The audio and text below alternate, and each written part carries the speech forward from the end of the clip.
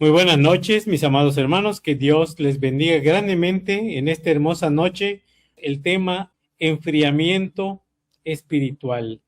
La lectura bíblica la encontramos en Mateo capítulo 24, versículo 12. Y por haberse multiplicado la maldad, el amor de muchos se enfriará. El enfriamiento espiritual no ocurre de la nada. Para que algo se enfríe, primero tuvo que haber estado caliente.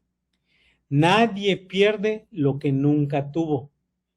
Cuando hablamos de enfriamiento espiritual, hablamos de un corazón que un día ardía por Dios, que oraba con pasión, que servía con gozo y que amaba con fervor. Pero con el paso del tiempo, las pruebas, la rutina o el descuido, ese fuego comenzó a apagarse. Por eso en esta noche vamos a reflexionar no solo cómo se enfría el corazón, sino cómo volver a encender el fuego que un día ardió dentro de nosotros. Y hay fuegos que se apagan con violencia, pero hay otros que se extinguen en silencio. No hacen ruido, no levantan humo, simplemente dejan de arder. Así sucede con el corazón espiritual. Un día llorábamos ante la presencia de Dios. Un día la palabra nos estremecía. Un día hablar de Cristo era nuestra pasión. Y sin darnos cuenta, el fuego comenzó a disminuir. No dejamos de congregarnos, no dejamos de cantar, no dejamos de servir, pero algo cambió por dentro. El Señor nos lo advirtió claramente en Mateo 24:12. Y por haberse multiplicado la maldad, el amor de muchos se enfriará. No dijo que iban a perder la religión, dijo que perderían el amor. Cuando la oración se vuelve rutina, viene el enfriamiento espiritual. Deja de ser un encuentro y se convierte en repetición. A veces cuando oramos, no nos damos cuenta realmente de que estamos orando y hablando y en comunión con nuestro Padre. Nuestros labios hablan, pero a veces el corazón no siente. Nuestras palabras suenan, se escuchan, pero no se conectan con Dios. Orar, mis amados hermanos, no es cumplir un requisito, es abrir el alma a Dios. No es repetir frases aprendidas, es hablar con nuestro Padre con sinceridad y humildad. A veces no necesitamos muchas palabras, lo que necesitamos es un corazón dispuesto. Si hoy sientes que tu oración es mecánica, detente un momento, respira. Recuerda quién está del otro lado escuchándote. Porque Dios no está buscando discursos perfectos, está buscando corazones rendidos. Que nuestra oración no sea costumbre. Y a veces por prisas oramos rápido que a veces ni nosotros mismos entendemos. Necesitamos una comunión viva cada día con nuestro Padre. Y cuando la adoración se vuelve costumbre, estamos perdiendo la esencia y conservamos solo la forma. Cantamos, repetimos palabras, pero el corazón puede estar lejos de Dios. Dios no busca actos automáticos, busca adoradores en espíritu y en verdad. La verdadera adoración nace de la gratitud, el reconocimiento sincero de quién es Él en nuestras vidas. Si hoy sientes que solo estás siguiendo una rutina, detente un momento y recuerda todo lo que Dios ha hecho por ti. Permite que tu adoración vuelva a ser un acto consciente, profundo, pero sobre todo lleno de amor. Que nunca adoremos por hábito, sino por convicción. Y cuando la santidad se vuelve negociable, comenzamos a justificar lo que antes evitábamos. Poco a poco, lo que sabíamos que estaba mal, nos deja de incomodar y la empezamos a adaptar a nuestra conveniencia. Dios no nos llamó a vivir una fe a medias, sino a reflejar su carácter en cada decisión. La santidad no es perfección humana, es un compromiso diario de apartarnos para Él. No podemos ajustar los principios de Dios a nuestra comodidad. Más bien, debemos ajustar nuestra vida a su voluntad. Que nunca cambiemos la santidad por aceptación, ni la obediencia por conveniencia. Que nuestra vida sea coherente con lo que creemos. Y cuando la presencia de Dios deja de ser prioridad y otras cosas empiezan a ocupar su lugar, como el trabajo, las preocupaciones, las distracciones y a veces hasta nuestras propias metas. Sin darnos cuenta, llenamos nuestra agenda, pero estamos vaciando nuestro espíritu.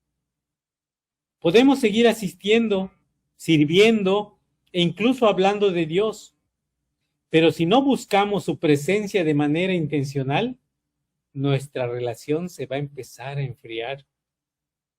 La presencia de Dios no es un complemento en nuestras vidas, es el fundamento. Cuando Él ocupa el primer lugar, todo lo demás encuentra su orden. Hoy es un buen día para volver a buscarle, no por obligación, sino por amor. Recordemos que el enfriamiento espiritual no comienza en el altar, comienza en el corazón. Y no estamos señalando a nadie, venimos a examinarnos a nosotros mismos, porque el mayor peligro no es estar en pecado abierto, sino es estar espiritualmente tibios y no darnos cuenta. Por eso tenemos que pedirle al Espíritu Santo que nos encienda una luz en lo profundo de nuestras almas, que nos muestre si el fuego sigue ardiendo o si realmente solo tenemos cenizas.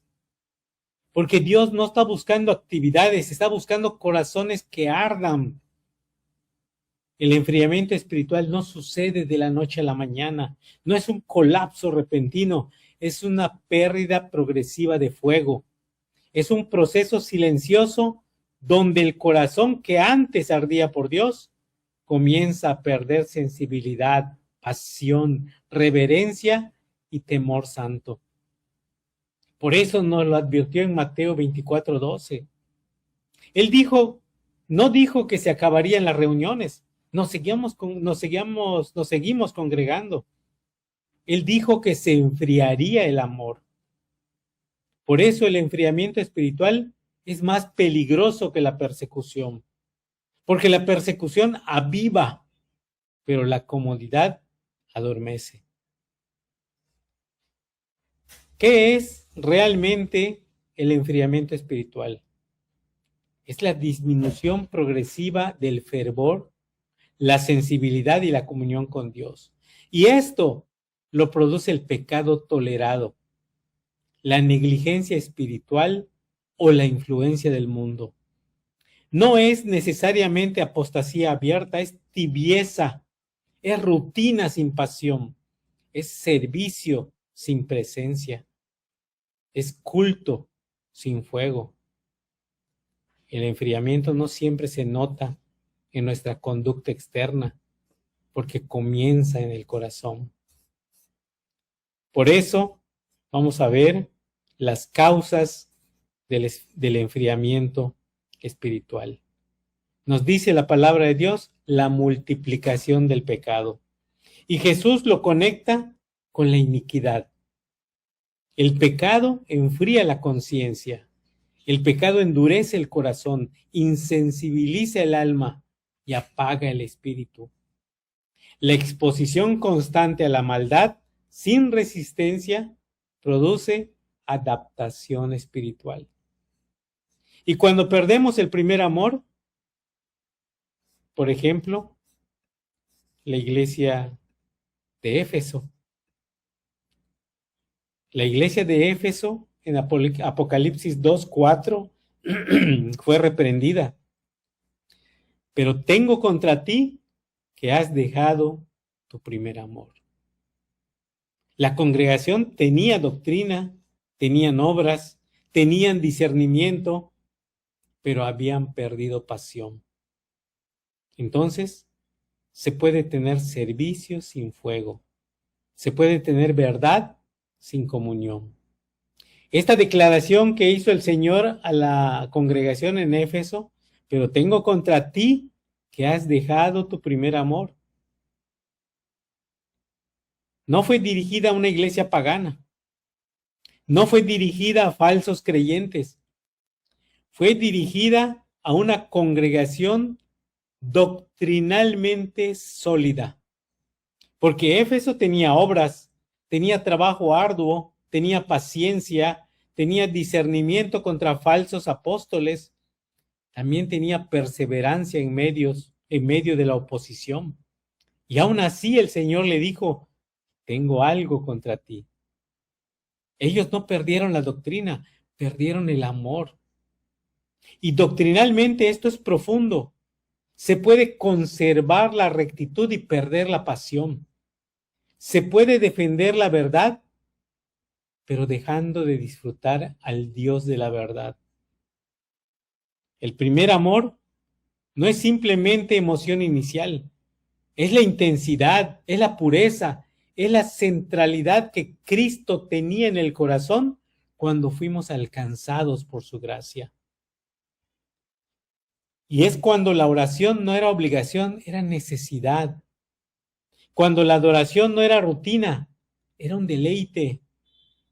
Cuando el servicio no era carga, era un privilegio. Cuando la santidad no era presión, sino gratitud. El primer amor es Cristo como prioridad absoluta.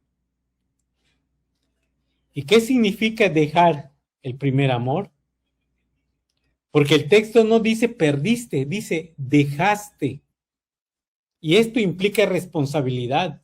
No fue un accidente, fue descuido, fue sustitución. Otras cosas empezaron a ocupar el centro de tu vida.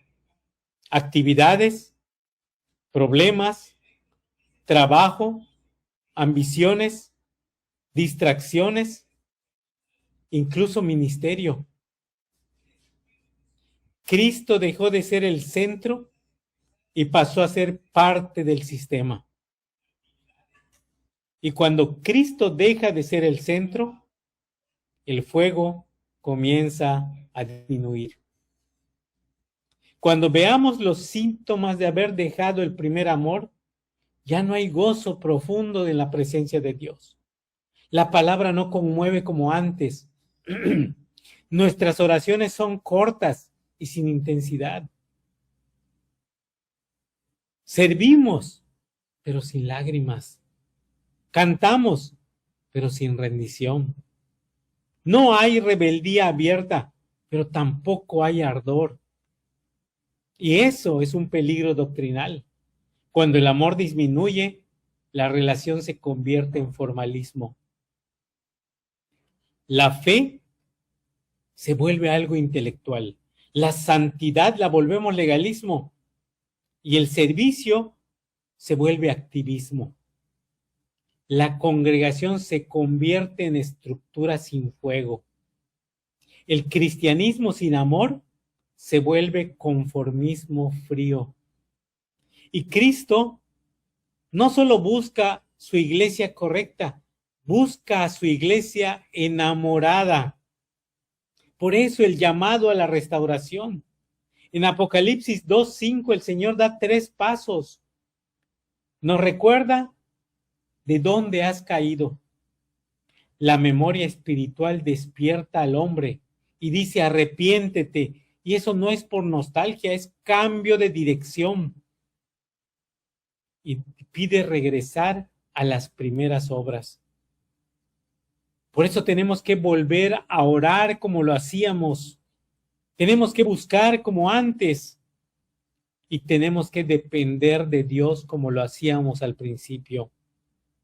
Y no es volver a una emoción juvenil, es volver a la centralidad de Cristo. Dios no nos llamó solo a trabajar para Él, nos llamó a caminar con Él. El mayor peligro no es perder ministerios, es que perdamos comunión con Él. Por eso el Señor hoy no viene con condenación, viene con una advertencia amorosa.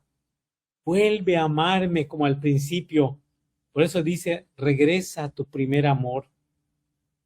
Porque cuando el amor regresa, el fuego vuelve, la pasión vuelve, la sensibilidad vuelve, ese gozo que sentíamos regresa y la presencia de Dios vuelve a ser prioridad para nuestras vidas. Que no se diga de nosotros que fuimos una iglesia ocupada pero fría. Que se diga que fuimos una iglesia doctrinalmente firme pero apasionadamente enamorada de Cristo. Y en la iglesia de la Odisea, en Apocalipsis 3:16, fue declarada tibia. La tibieza es un estado intermedio. Nos dice el versículo 3, capítulo 3, versículos del 15 al 16. Yo conozco tus obras, que ni eres frío ni caliente.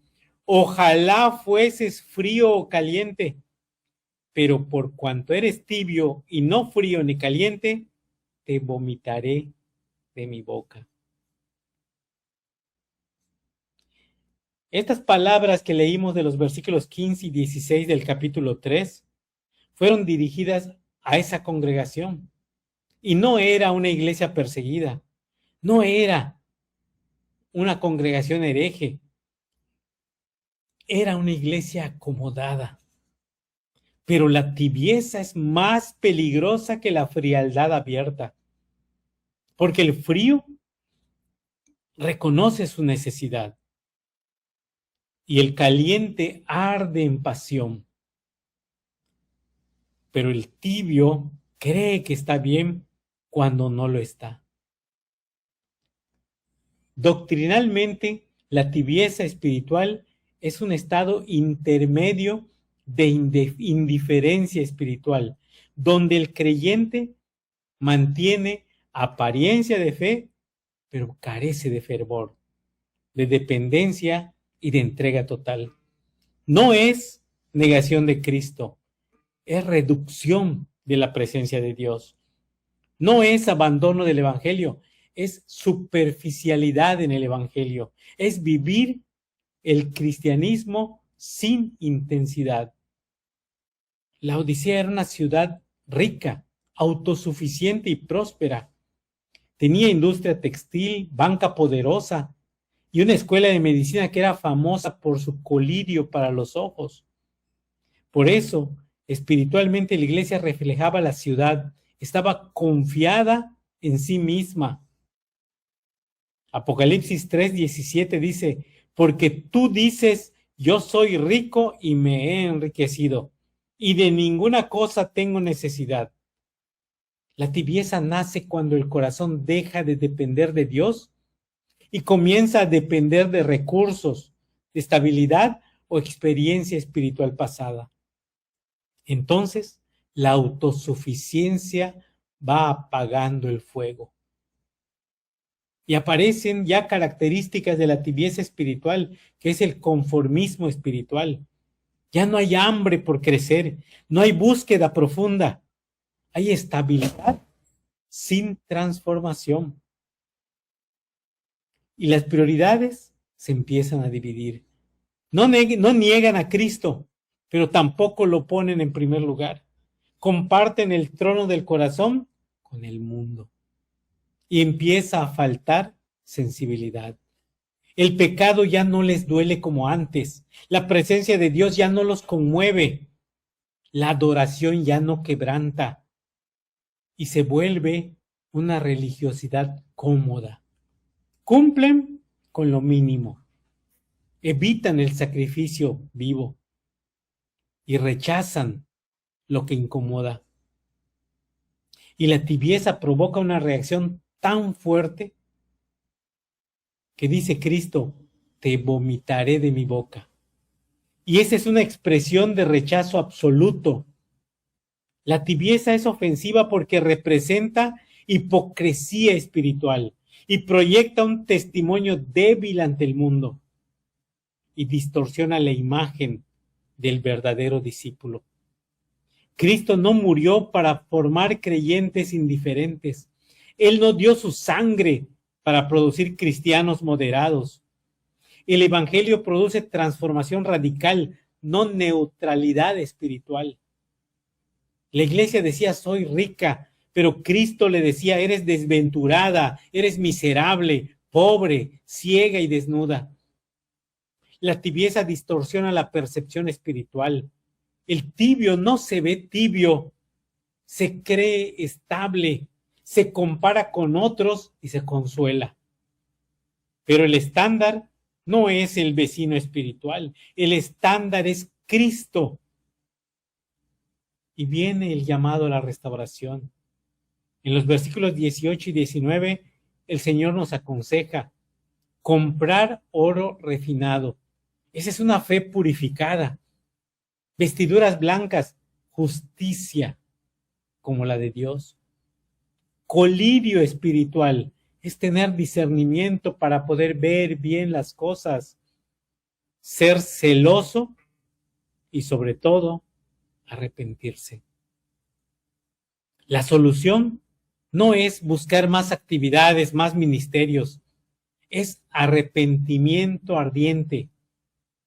Porque después vienen una de las imágenes más conmovedoras que dice nuestro Señor Jesucristo, he aquí, yo estoy a la puerta y llamo.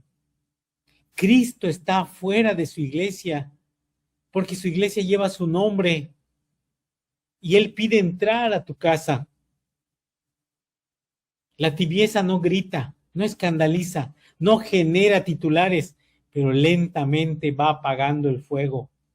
Es cantar sin pasión, es servir sin amor, es congregarse sin expectativas, es vivir sin la dependencia real del Espíritu Santo. Y el mayor peligro no es ser perseguidos, es sentirnos cómodos. Dios no está buscando creyentes equilibrados entre el mundo y el cielo. Está buscando corazones completamente rendidos. Si el fuego se ha vuelto una llama pequeña, si la pasión se ha vuelto costumbre, si Cristo ya no es el centro absoluto de tu vida, hoy el Señor no viene a condenarte, viene a despertarte.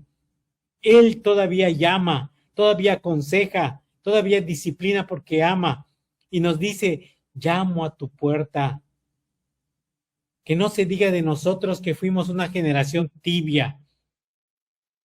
Que se diga que cuando el mundo se enfrió, su iglesia decidió arder más fuerte. El fuego no se mantiene solo, debemos alimentarlo todos los días. Cuando veamos los síntomas del enfriamiento espiritual, cuando veamos pérdida de hambre por la palabra, cuando nuestra oración se vuelva corta y sin profundidad, cuando encontremos indiferencia ante el pecado, cuando busquemos excusas constantes para no congregarnos, cuando encontremos pérdida de sensibilidad al Espíritu Santo, cuando nos falte servicio por compromiso, cuando nos falte amor, cuando nos falte la compasión por las almas. El corazón frío ya no se quebranta, ya no llora, ya no arde. ¿Y cómo restauramos un corazón frío? Tenemos que reconocer sinceramente que nos estamos enfriando.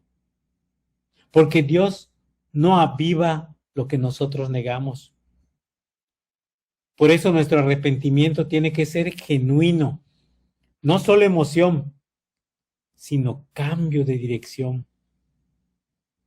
Tenemos que volver al primer amor, recordar cuando ardíamos, recordar de dónde nos sacó Dios. Pero tenemos que tener una disciplina espiritual constante, orando perseverantemente, estudiando profundamente la palabra de Dios, estando en comunión con Dios y con nuestros hermanos de la fe. El fuego verdadero viene del cielo. Por eso tenemos que clamar ese avivamiento de nuestro espíritu. Nosotros vivimos en una generación saturada de información, pero hambrienta de transformación. Hay actividades, a cada rato tenemos actividades, hay eventos, pero ¿hay fuego? El enfriamiento espiritual apaga el altar del corazón. Y Dios no está buscando iglesias llenas de ruido, está buscando corazones llenos de su presencia. Y el mayor peligro no es el ataque externo, es el frío interno. Cuando el amor se enfría, la oración se vuelve obligación, se vuelve rutina, la adoración. El servicio se vuelve una carga. Nuestra cruz pierde asombro. Pero hoy el Espíritu Santo sigue soplando. Si sientes que tu corazón ya no arde como antes, si recuerdas tiempos donde llorabas ante la presencia de Dios, si sabes que tu fuego se está debilitando, no te resignes. El mismo Dios que encendió la llama puede volver a avivarla.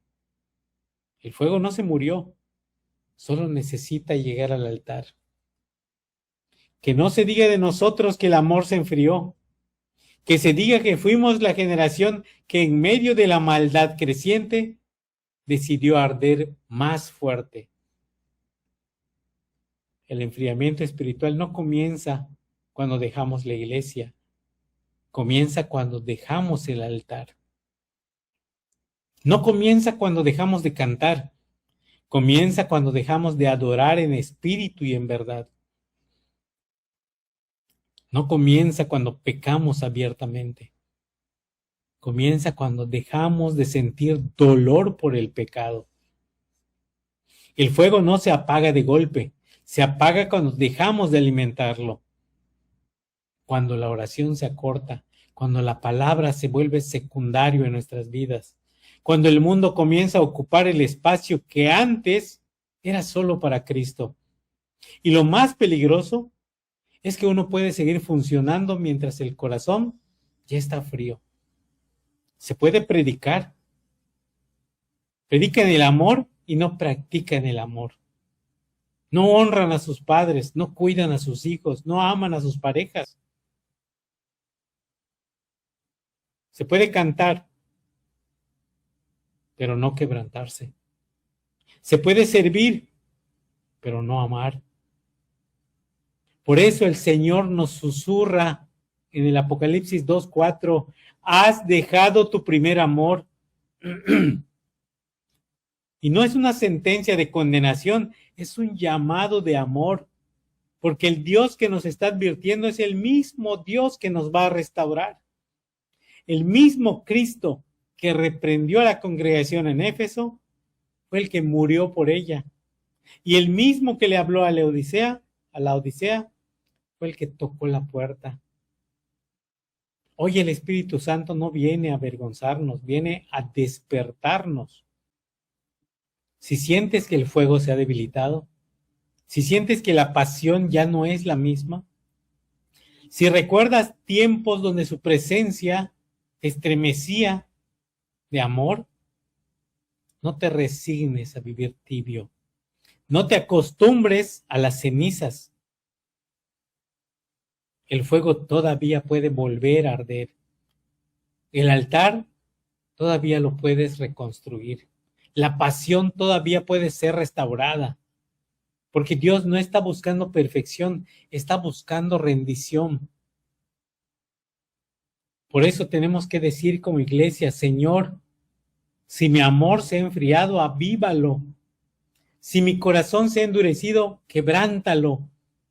Si me he vuelto tibio, sacúdeme. Pero no permitas que viva sin tu fuego. Porque una iglesia fría entretiene, pero una iglesia encendida transforma. Y cuando el mundo se oscurece más, la iglesia debe arder más fuerte.